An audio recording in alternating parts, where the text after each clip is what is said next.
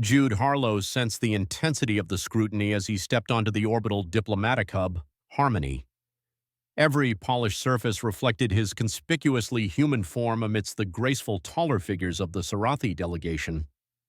His last-minute assignment to the security detail hadn't afforded him ample time to review all the protocols, but he grasped the fundamentals. Remain inconspicuous, stay vigilant, and above all avoid interaction with Ambassador Iria unless absolutely imperative. Sergeant Harlow, endeavor not to gaze at the dignitaries. The Sarathi perceive it as disrespectful, Commander Vega murmured, aligning himself beside him. Yes, sir, Jude responded, directing his eyes to the gleaming floor while maintaining peripheral awareness. Was there a specific reason I was recalled from leave for this duty? Vega's expression tightened.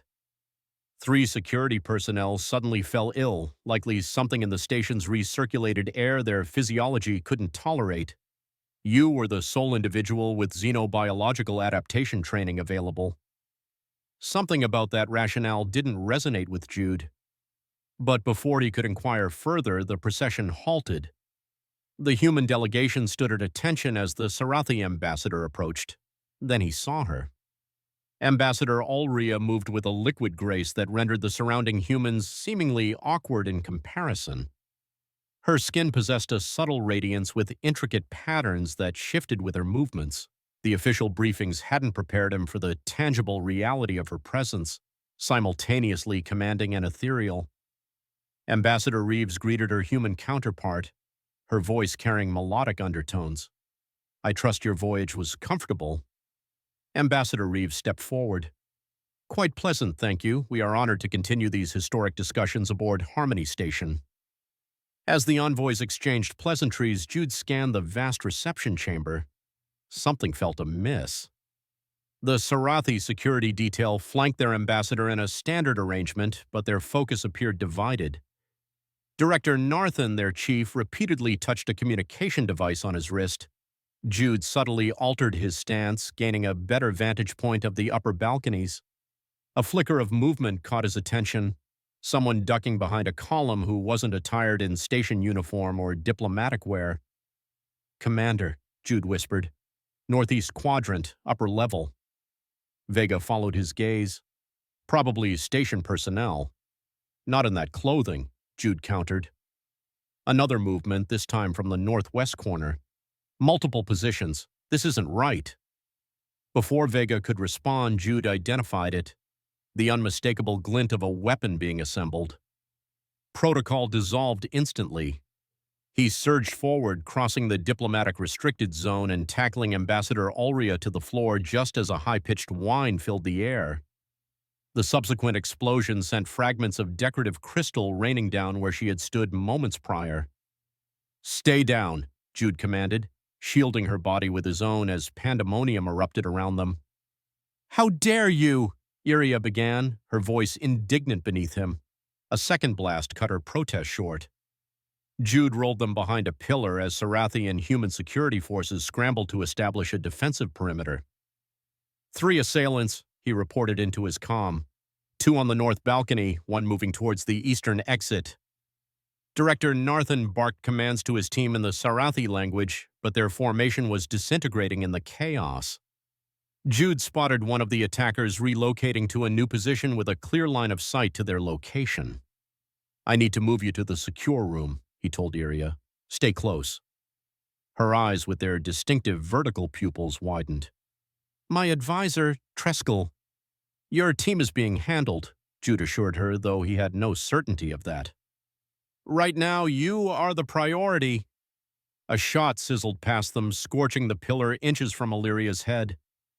Jude made a split-second decision, drawing his sidearm. When I move, stay behind me. Without awaiting her assent, he spun from cover and discharged 3 precise shots. The attacker on the balcony fell, their weapon clattering to the floor below. Move, he ordered, grasping Illyria's arm and propelling her toward the nearest security door. They had traversed halfway across the hall when 2 more attackers emerged from behind the diplomatic dais. Jude pushed Iria behind a toppled table and assumed position at its edge. Human, one of the attackers called out in accented standard. Stand aside, This is not your conflict." Jude's response was a clean shot that incapacitated the speaker's weapon arm. The second attacker charged forward, brandishing what appeared to be a ceremonial blade. Jude met the charge head-on, blocking the knife thrust and countering with a strike to the attacker's throat. The Sarathi was stronger than a human, but Jude had trained specifically for interspecies combat. He utilized the attacker's momentum against them, redirecting their force into a throw that sent them crashing into a display case. When the attacker rose, Jude was waiting. The ensuing struggle was brief but brutal. Jude moved with efficient precision, each strike targeting specific vulnerabilities in Sarathi physiology. Within moments, the attacker lay unconscious. Breathing heavily, Jude returned to Iria, who regarded him with an expression he couldn't decipher.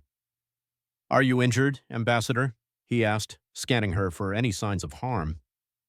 "I am unharmed," she replied slowly, her gaze shifting from the unconscious attacker back to Jude.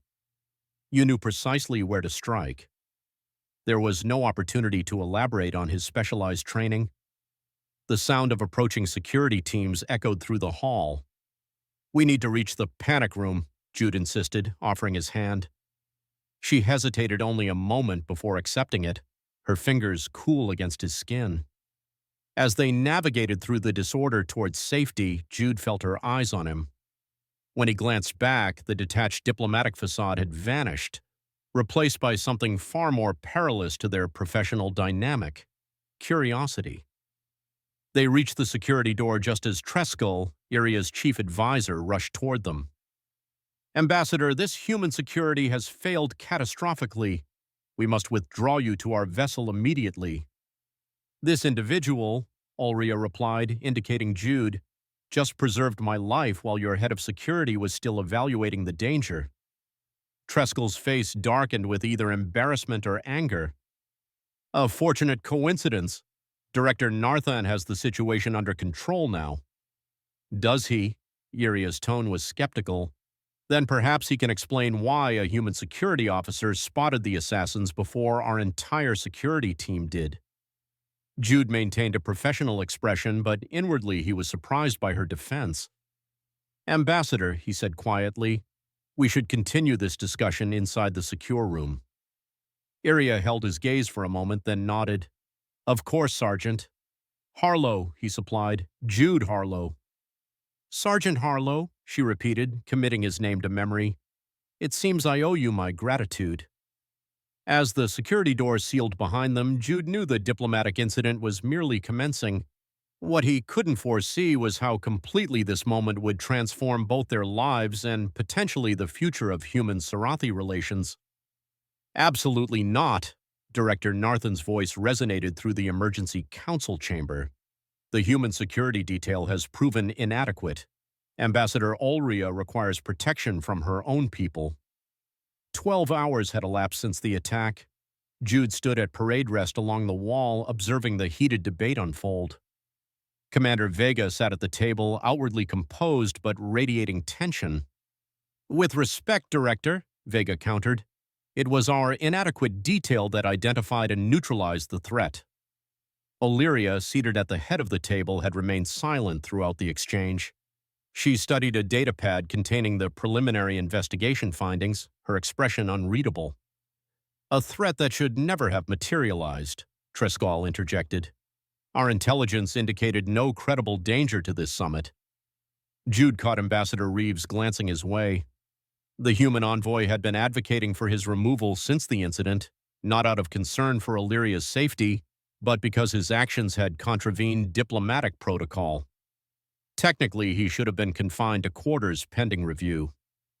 "If I may speak," Illyria finally said, setting down the datapad. The room immediately fell silent. The attack was sophisticated and well-coordinated. Our combined intelligence failed to detect it. This suggests either extraordinary planning or internal compromise. She turned her gaze directly to Jude. "Sergeant Harlo acted on instinct and training when others hesitated. I find that valuable." Ambassador Treskel leaned toward her, lowering his voice. "Allowing a human to serve as personal security violates our most fundamental protocols." Then perhaps our protocols require adjustment, Ulria replied smoothly. Until we identify the source of this security failure, I am exercising my diplomatic prerogative to select my own protective detail. Sergeant Harlo will serve as my primary bodyguard for the duration of these negotiations. The chamber erupted in protests. Jude maintained his stoic expression, but inwardly he was astonished. This assignment would place him within the ambassador's personal space, violating a dozen regulations concerning human-Sarathi interaction. Ambassador Illyria, Commander Vega spoke carefully, while Sergeant Harlo is certainly capable, there are established boundaries between security personnel and diplomats that— Are you questioning my authority, Commander? Illyria's tone remained pleasant, but the challenge was evident. No, Ambassador, I am merely highlighting potential complications. I am aware of the complications. Her gaze returned to Jude. Sergeant Harlo, do you object to this assignment? All eyes turned to him. Protocol dictated he defer to Commander Vega, but the question had been direct. I serve where needed, Ambassador, he answered simply. Then it is settled. Ulria rose, effectively concluding the discussion. Sergeant Harlo is to present himself at my personal chambers within 1 hour for a briefing. The rest of the human security detail will continue their regular duties. As the meeting dispersed, Commander Vega drew Jude aside. What the hell transpired out there? He demanded in a harsh whisper. She made a decision, sir.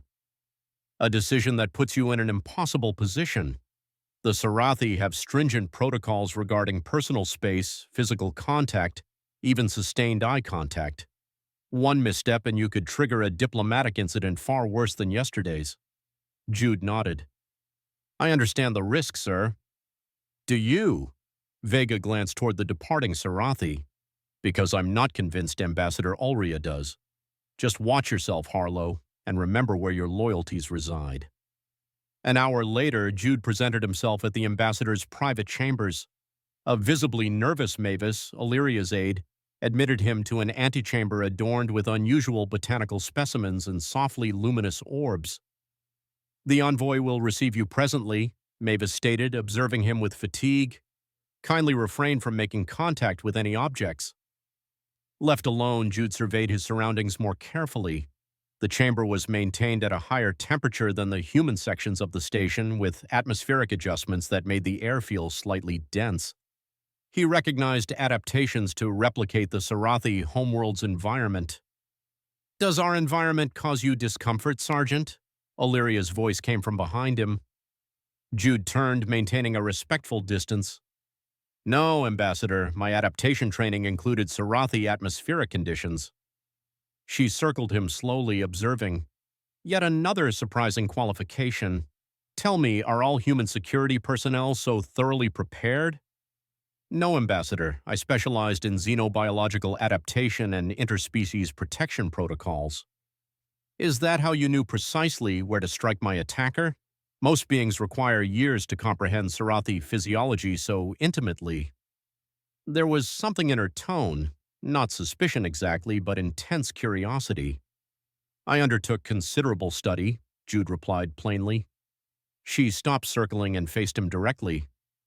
The standard protocols would have you stand outside my chambers, verify my transport routes, and maintain a respectful distance at all times. That will not be sufficient. Jude raised an eyebrow. Ambassador, someone desires my demise, Sergeant, someone with access and knowledge. Until I know who, I require you close. She stepped forward, violating the diplomatic buffer zone. Does that make you uncomfortable? My comfort is irrelevant to your safety, Ambassador. A smile touched her lips. How very human of you, practical to the point of self-sacrifice. She stepped back. We will commence by reviewing the security arrangements for tomorrow's cultural reception. I anticipate you will have adjustments to propose. As they worked through the plans, Jude systematically identified and rectified vulnerabilities in her security. Each time, Ulria observed him with that same curious expression, occasionally challenging his assessments, but ultimately accepting his recommendations. By the session's conclusion, they had revised nearly every security protocol for her public appearances. Boundaries had been established, then methodically dismantled in the name of safety. And though neither acknowledged it, something else was developing beneath the surface. A foundation of trust, dangerous and unprecedented, beginning to form between human and Sarathi. The Sarathi cultural exchange took place in Harmony Station's grand atrium, transformed for the occasion with floating illumination spheres and living botanical displays. Envoys from 12 species mingled beneath a transparent dome showcasing the spectacular nebula beyond. Jude stood 3 paces behind Illyria, close enough to intervene if necessary, yet preserving the appearance of proper protocol. His eyes constantly swept the room, cataloging potential threats and escape routes. Ambassador Olria, a reptilian diplomat approached, inclining their head in the traditional Sarathi greeting. The Dravari Confederation extends its hopes for successful negotiations. Iria returned the gesture. We welcome the Confederation's interest in our talks. As she navigated the diplomatic currents, Jude noted how different factions approached her, some with genuine warmth, others with barely concealed animosity. When a group of Sarathi officials from a conservative faction cornered her, tension radiated from their tight circle. The Ancestral Covenant expressly forbids certain concessions being discussed, one official said just loudly enough for Jude to overhear. The Covenant also speaks of adaptation and growth, Illyria replied, as you would know if you observed the threefold reflection properly. The official stiffened. You dare question my observance? Jude shifted position slightly, drawing the official's attention. The subtle movement was sufficient to remind them they were being watched. Perhaps we should continue this discussion at the Temple of Discourse, Illyria suggested smoothly, after the traditional blessing, of course. The official's expression showed momentary confusion, then comprehension. I regret I won't be able to attend the blessing this cycle, he muttered, withdrawing from her presence. Later, as they moved to a quieter section of the atrium, Illyria glanced back at Jude. You know of the threefold reflection and the temple blessing rituals. It wasn't a question, but Jude answered anyway. Your culture places importance on ritual observance as proof of authority. The official couldn't attend a blessing that doesn't exist. A smile played at her lips. Most humans wouldn't recognize that cultural leverage point. Most humans aren't assigned to protect Sarathi diplomats. Most Sarathi wouldn't allow it, she countered, then paused as Ambassador Reeves approached. The human envoy smiled tightly. Ambassador Iria, I see your unique security arrangement continues. Sergeant Harlo has proven invaluable, Iria replied. His cultural knowledge is particularly impressive. Reeves's smile didn't reach her eyes. Indeed, one might wonder why a security officer possesses such specialized knowledge. The implied accusation hung in the air. Jude maintained his professional demeanor, but Illyria bristled visibly. One might wonder why a human ambassador would question her own security personnel's qualifications, she said coolly, especially when those qualifications have already saved lives. Before Reeves could respond, Mavis appeared at Illyria's side, whispering urgently in her ear. Iria's expression shifted subtly. If you'll excuse me, Ambassador, she said, a matter requires my attention. Once they were alone in a small antechamber, Ulria turned to Jude. There's been a communication from the High Council.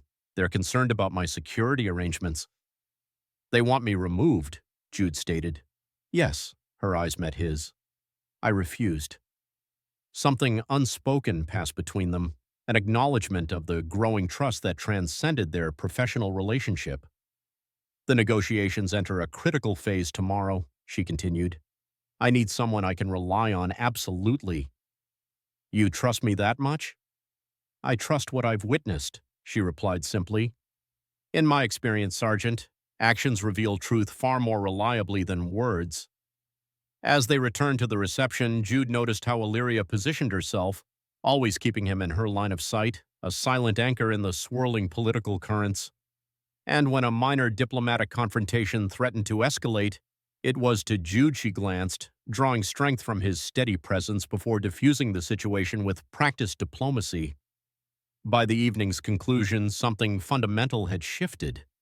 The security protocols that had once seemed like barriers now felt like arbitrary lines in sand, meaningless compared to the genuine connection forming between them.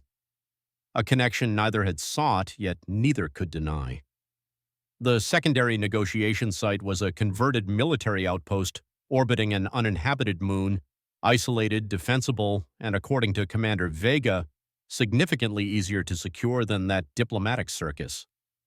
Jude completed his third perimeter sweep, methodically inspecting each security node. The limited personnel permitted at the outpost meant he was working double shifts, but he preferred it that way. It kept his mind occupied, away from thoughts that increasingly violated professional boundaries. Sergeant Harlo, Kira Chen approached, offering a steaming cup. Thought you could use this. He accepted the coffee gratefully. Anything unusual on the external monitors? All clear? Chen leaned against the corridor wall. Though I did notice something odd about the supply manifest from yesterday. Medical inventory doesn't match what was logged at departure. Show me. In the security office, Chen brought up the records. See, requisition supplies include standard medications, but there's an inconsistency in the controlled substances. The verification signatures don't match either.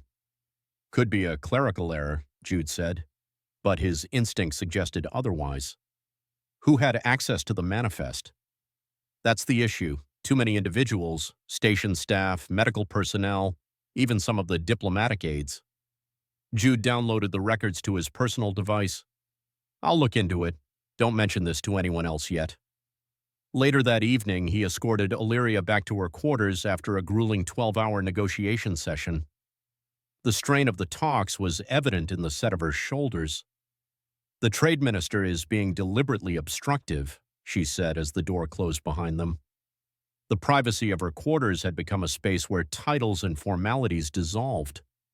He's opposed the treaty from the beginning. Yet you requested his inclusion in the delegation, Jude observed. Keep your allies close and your opponents closer. Iria removed her ceremonial collar, setting it carefully on a stand. I'd rather have him where I can see him than working against me from the shadows. Jude noted how she automatically spoke in I rather than we when referencing her government. You don't fully trust your own delegation. She looked at him sharply. Should I? I've reviewed the security footage from the initial attack. The assailants knew exactly when the human security sweep would leave a 3-second gap in coverage. He hesitated, then added, only someone with access to our security protocols would know that. Iria sank into a chair. You believe there's a traitor among us? I believe someone wants these negotiations to fail. Jude showed her the supply manifest discrepancies, and they're preparing something. She studied the data, her expression darkening. Most of these substances would be lethal to Sarathi physiology. But not to humans, Jude noted. It could be staged to look like a human assassination attempt. Iria's eyes met his. If I'm killed by apparent human action, the treaty dies with you, Jude finished, and probably triggers an interstellar incident. A heavy silence fell between them. Why are these negotiations so important to you? Jude asked softly. Beyond the diplomatic significance, Iria stood and moved to the viewport, gazing at the distant stars. My family was killed in the border conflict 20 years ago. I was raised by a human family on a colony world until my government discovered my survival. Her voice held no emotion, but Jude sensed the depth beneath. I've lived in both worlds. I know cooperation isn't just possible, it's necessary. The confession stunned him. Her personal history had been carefully scrubbed from all official records. You've never shared that publicly. It would undermine my credibility with my own people, she said. To them, I am a pure-blooded Sarathi aristocrat, untainted by human influence. Jude moved closer, propriety momentarily forgotten. Your secret is safe with me. Her gaze lifted to his. I know. The distance between them seemed suddenly charged with unspoken possibility. Jude took a step back, reasserting professional boundaries. I should complete my security checks before shift change, he said. Iria nodded, composure restored. Of course. As Jude exited her quarters, he found Treskel waiting in the corridor, eyes cold with suspicion. "You were in the ambassador's private chambers for 19 minutes, he stated. "Protocol allows for a maximum of 5 minutes for security consultation." "We were discussing security concerns," Jude replied evenly. "Were you?" Treskel stepped closer. "Ambassador Iria may have developed a misplaced trust in humans, but others have not. Remember your place, Sergeant." After Treskel departed, Jude's comm unit buzzed. Chen's voice came through tense and urgent. "Harlo, you need to see this. Security footage from Cargo Bay 3, timestamp 400 hours. The recording showed a hooded figure accessing a restricted panel. When they turned, their face was briefly visible." Jude froze the image, enlargement, revealing a face he recognized immediately. Narthan, the Sarathi security director, supposedly still on Harmony Station. The threat wasn't external, it was already inside. "We can't trust anyone." Iria's voice was steady despite the damning evidence displayed before her. "If Narthan is involved, the conspiracy reaches to the highest levels of Sarathi security." They were in a maintenance alcove chosen for its lack of surveillance. Jude had disabled his comm unit and swept for monitoring devices before sharing what he'd discovered. "We need to report this to Commander Vega," he said. "Not yet." Illyria's eyes held a fierce intensity. "We don't know how far this extends into your chain of command either." Jude wanted to object but couldn't. The precision of the attacks, the missing supplies, Narthan's presence, it all suggested a sophisticated operation with support from both sides. "What about your aide? Mavis has been with you for years," which makes her placement perfect for a long-term infiltration. Iria shook her head. "I want to trust her, but I can't risk it." The reality of their situation settled between them, isolated, surrounded by potential enemies, with the fate of two-species relations hanging in the balance. "We need proof we can take to both governments," Jude said. "Something undeniable. The negotiations resume in 6 hours. Narthan must be planning to act soon." Jude considered their options. "We'll need to set a trap, make them think they've succeeded in driving a wedge between us." "A public disagreement," Illyria nodded. "But privately we work together. I'll have Chen monitor the station's systems for unusual activity. She's the only one I'm certain we can trust. And I'll suggest strengthening the treaty's security provisions. It will force anyone opposed to reveal themselves." The maintenance doors suddenly slid open. Both froze as Ambassador Reeves entered, stopping short at the sight of them. "Well," she said coolly, "this is certainly beyond protocol." "Ambassador Reeves?" "Save it, Sergeant. I've seen enough." Her eyes narrowed. "The question is, what am I going to do about it?" Iria stepped forward. "What do you want, Diana?" The use of her first name seemed to surprise Reeves. "The truth would be a start. Why are you two meeting in maintenance corridors instead of secure briefing rooms?" A moment of silent communication passed between Jude and Illyria. With a subtle nod, she gave him permission. "We have evidence of a conspiracy involving both human and Sarathi officials," he said, "including some insecurity leadership." Reeves's expression shifted from suspicion to alarm. "Show me." After reviewing the evidence, Reeves rubbed her temples. "If you're right, we're all in danger. But why come to me now?" "Because we need someone with diplomatic authority who isn't tied to security channels," Iria explained. "And you believe I'm trustworthy because—" "Because you've been transparent in your opposition to my methods," Illyria said. "An infiltrator would have been more subtle." A ghost of a smile touched Reeves's lips. "Backhanded, but I'll take it." As they formulated their plan, the station's emergency lights suddenly flashed. The artificial gravity fluctuated, sending them staggering against the walls. "That's not a coincidence," Jude said, drawing his weapon. "We need to move." They had barely reached the corridor when an explosion rocked the station. Debris rained down, a jagged metal shard slicing across Jude's arm as he shielded Illyria. "Go," he shouted to Reeves. "Get to the command center." As Reeves disappeared down the corridor, Jude pulled Illyria into an adjacent service tunnel. Blood soaked his sleeve, but he ignored it, focused on getting her to safety. "You're injured," Illyria said, stopping him with a hand on his chest. "It's nothing." It's not nothing. Her fingers brushed his wound, coming away stained crimson. You bleed so easily, you humans. Something in her touch, gentle yet electric, broke through the professional barrier he'd maintained for weeks. Their eyes met in the dim emergency lighting, and suddenly protocol seemed meaningless compared to the truth between them. Illyria, he said, using her name without title for the first time. She moved closer, one hand resting over his heart. I've never trusted anyone the way I trust you. The moment crystallized. A diplomat and her bodyguard, enemies by heritage, allies by choice, and now something more profound than either had anticipated. When her lips met his, it felt like the inevitable conclusion to a journey they'd begun the moment he tackled her to safety in that reception hall. The explosion had been just the beginning. For 3 hours, Jude and Iria navigated the station's service corridors, evading search parties dispatched by Narthan. Station communications were compromised, security protocols overridden. They're hunting us, Jude whispered as they paused at a junction. His makeshift bandage was soaked through, the wound deeper than he'd admitted. Engineering level is our best option. We can access the emergency beacon there. Iria's gaze lingered on his injury. You've lost too much blood. I'm fine, he insisted, though the lightheadedness suggested otherwise. They descended 2 more levels before encountering a sealed bulkhead.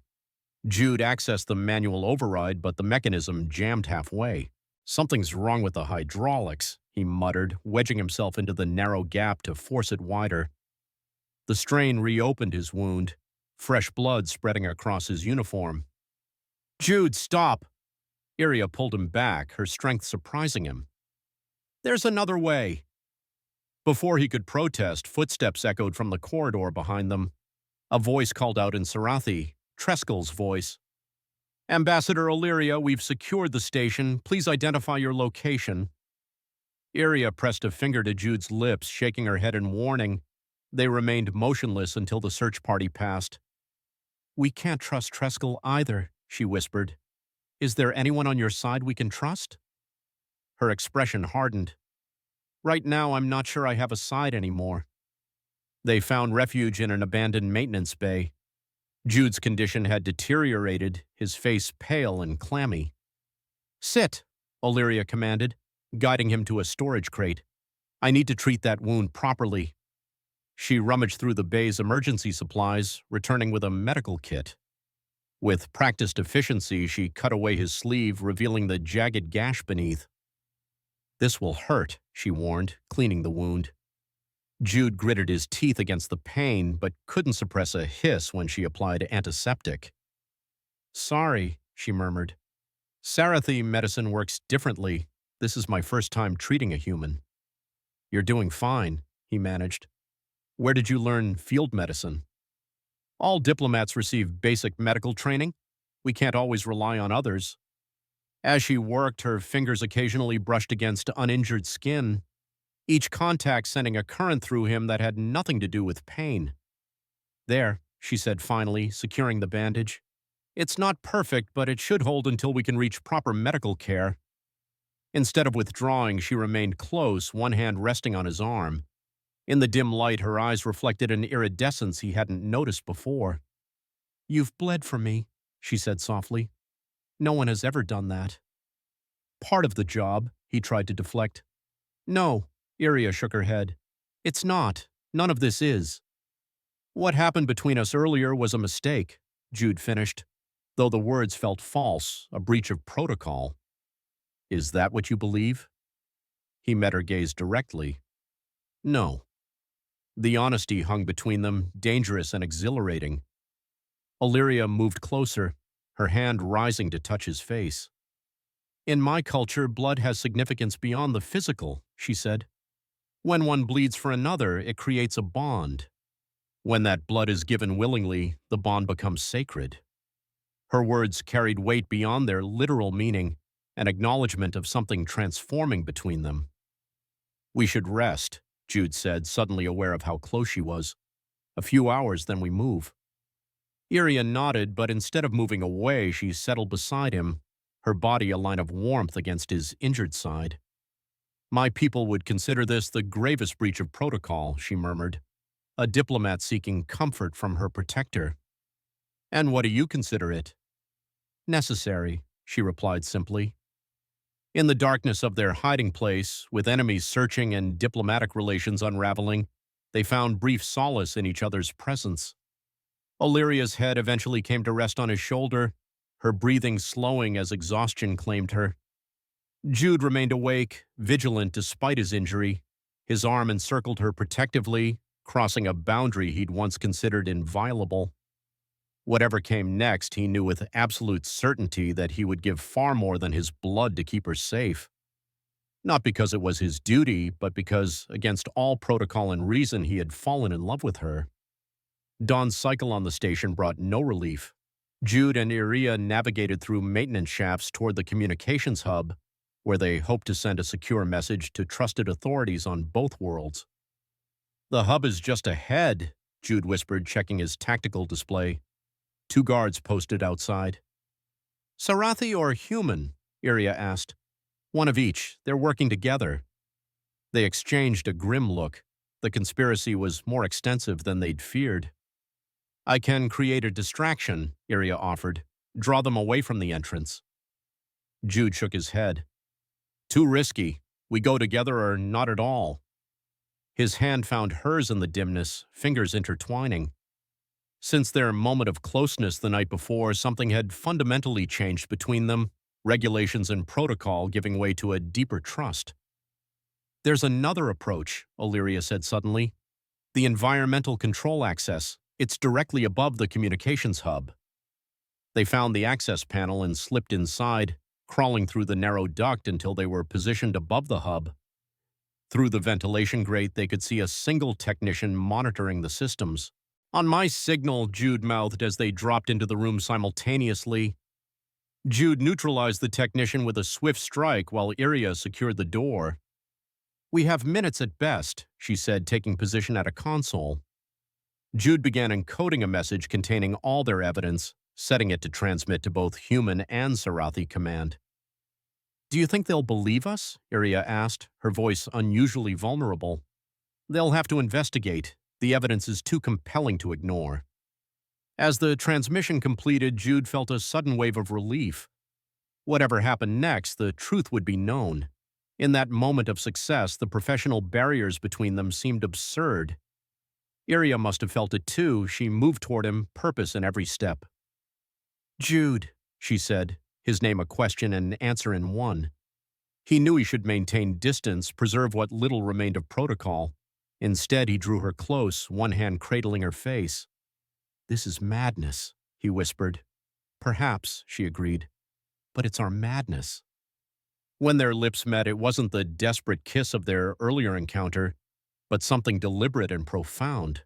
Her body fit against his, as though designed for it, her skin radiating a warmth that called to something primal in him. "If they find us," he began. "They won't," she silenced him with another kiss, more insistent. "Not yet."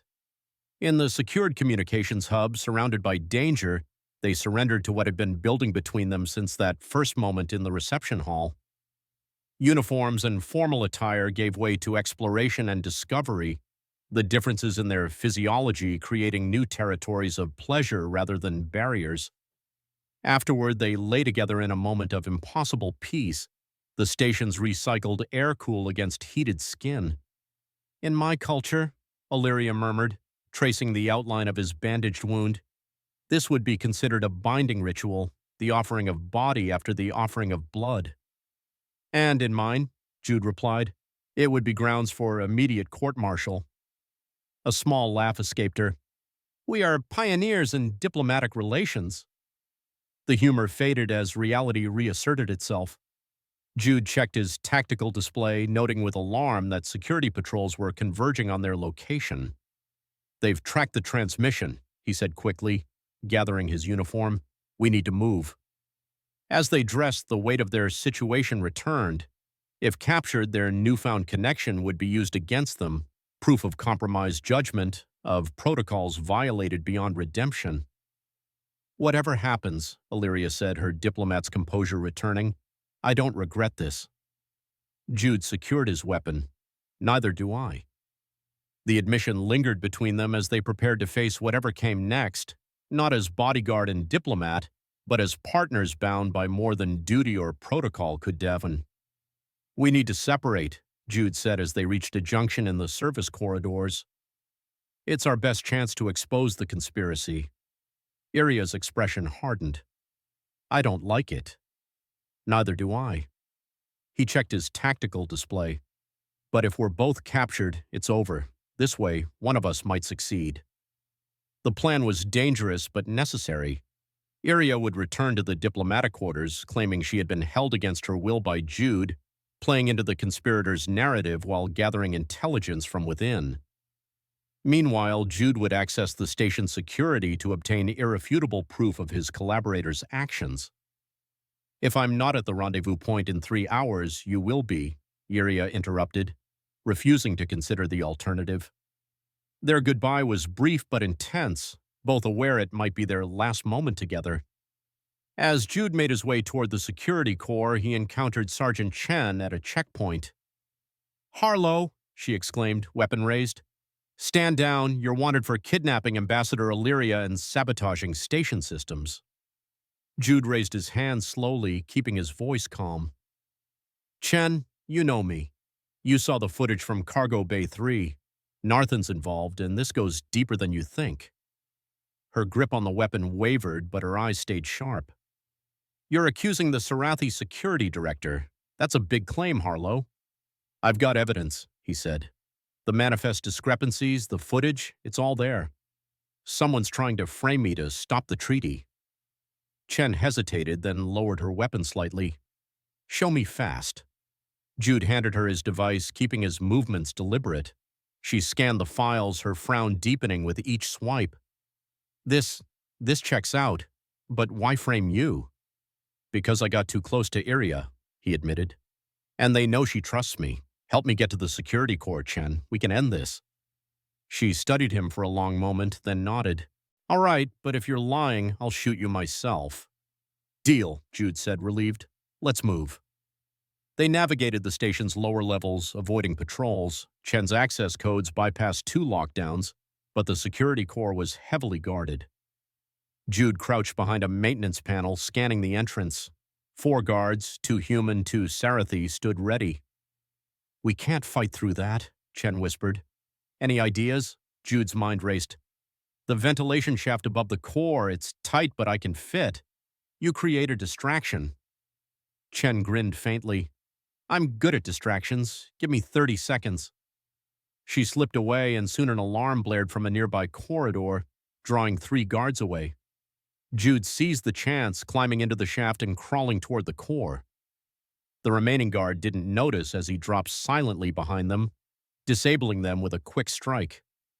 Inside the core, Jude accessed the main terminal. The system was a maze of encrypted files, but his training kicked in. He isolated Narthan's access logs, revealing unauthorized entries into the station's weapon systems and communications. A hidden folder contained orders to sabotage the treaty, signed with a Sarathi High Council seal. "Got you," Jude muttered, downloading the data. An alert flashed. Someone had triggered a manual override. The door slid open, revealing Treskel and 2 Sarathi guards, weapons drawn. "You're persistent, human," Tresco sneered. "But this ends now." Jude dove behind a console as energy bolts scorched the air. He returned fire, clipping one guard's shoulder. Treskel's aim was better, grazing Jude's thigh. Pain flared, but he pushed it down, focusing on the terminal. The download was at 92%. "Give up, Harlo!" Treskel called. "You can't win." The download hit 100%.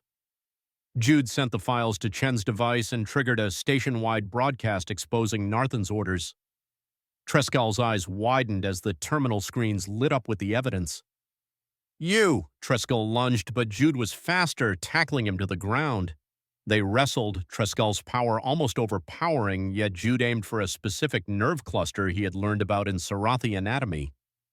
Treskel collapsed, struggling for breath. Jude secured him using restraints just as Chen burst in, providing backup. "Well done, Harlo." Station security is now aligned with us. Illyria, Jude inquired, his heart pounding. She is unharmed, Chen stated. Reeves escorted her to the command center. Narthan has been apprehended. Jude exhaled, feeling a wave of relief wash over him. Let us conclude this matter. Within the command center, Illyria stood alongside Ambassador Reeves, her facial expression a facade of diplomatic composure. However, her gaze softened upon Jude's entry. Though he was limping, he was alive. The area was bustling with activity as human and Sarathi officials examined the transmitted evidence. Sergeant Harlo, Reeves stated, her voice carrying reluctant respect. Your actions have unveiled a conspiracy capable of shattering this summit. You have my gratitude. And mine as well, Illyria contributed, stepping forward. Her voice contained a warmth that caused Jude's chest to constrict. You jeopardized everything. Simply performing my duty, Ambassador, he replied, although his eyes conveyed deeper meaning. Narthan, held under restraint nearby, glared fiercely at them. Do you believe this alters anything? The treaty is still destined to fail. Too many are against it. Iria confronted him, her voice unwavering. Your deeds demonstrate precisely why this treaty is essential. We must not permit fear and division to characterize us. Commander Vega approached, his facial expression inscrutable. Harlo, you breached protocol in ways I cannot overlook. Nevertheless, you preserved lives and safeguarded the negotiations. That carries some significance. Will there be repercussions? Jude inquired. Vega replied, a formal review is required, but I anticipate Ambassador Illyria's testimony will hold considerable influence. Iria's gaze met Jude's, conveying a silent pledge. I shall ensure the review process is impartial, Commander. Negotiations recommenced the following day, but the prevailing atmosphere had changed. The conspiracy that had been brought to light unified the delegations, and agreements were achieved with unexpected rapidity. Ulria's leadership, strengthened by her survival and Jude's intervention, quieted those who had criticized her. The treaty was formally signed in a modest ceremony, transmitted to both human and Sarathi planets as a representation of unity. Jude remained standing at the rear of the chamber, his wounds bandaged. His official capacity as Ulria's bodyguard concluded. Protocol dictated maintaining distance, yet when Illyria cast a glance towards him during her address, her smile was intended solely for him. Following the ceremony, she located him in a quiet passageway. You are no longer my bodyguard, she said. Jude Harlo. I am aware, he replied, moving nearer despite his own inclination. Does that alter anything? She inclined her head, observing him intently. In my culture, a connection formed through shared peril and trust is not readily severed. However, you are human. Your people perceive matters differently. My people could court-martial me for our actions, he stated candidly. But I am unconcerned. I was sincere about what I expressed in the hub. This connection between us, it is worthwhile. Illyria's fingertips lightly touched his hand, a gesture simultaneously hesitant and courageous. Then we shall confront the repercussions as a unified pair. I have requested a permanent diplomatic assignment to human space. There is much to discover, and perhaps a location where we can establish ourselves. Jude's heart quickened its pace. You would depart from your world. For the sake of peace, she murmured gently. And for you. He pulled her near. Protocol was momentarily disregarded. Her warmth, her fragrance, the shimmering quality within her eyes. These elements were all he required. Then I will accompany you wherever that path takes us. 6 months subsequently, Jude stood upon a balcony that overlooked a human colony world, the air bearing the crispness of autumn. Illyria joined him, her Sarathi attire harmonizing with the human-style garments, signifying her new capacity as a cultural liaison. The review process had been lenient, attributed to her influence and Reeves's unforeseen backing. Jude's rank had been decreased, but he was reassigned to her security detail, an arrangement that proved mutually suitable. The stars appeared different from this location, Iria remarked, leaning against him. They are the identical stars, Jude responded, encircling her with an arm. Merely a different viewpoint. She smiled, her hand seeking and finding his. Below, representatives from both species socialized, their laughter serving as evidence of the treaty's successful implementation. Jude and Iria had encountered close examination, their relationship viewed as a scandal by some, yet as an inspiration to others. Yet in instances such as this, with her present beside him, the universe felt correctly aligned. "Do you ever reflect upon that initial day on Harmony?" he inquired. "Daily," she replied. "You tackled me to the ground." "Hardly diplomatic." He let out a soft laugh. "Though I did save your life." "And altered my perspective," she added, her voice gentle. "Yours as well, I trust." Jude kissed her forehead, the motion now feeling entirely natural. "Beyond what you can comprehend." They remained standing together, observing the stars. Two trailblazers who had redefined protocol through shared sacrifice, mutual trust, and affection. The future remained uncertain, yet they would confront it just as they had confronted all other challenges. Side by side, human and Sarathi, united by a connection that no regulation could possibly sever.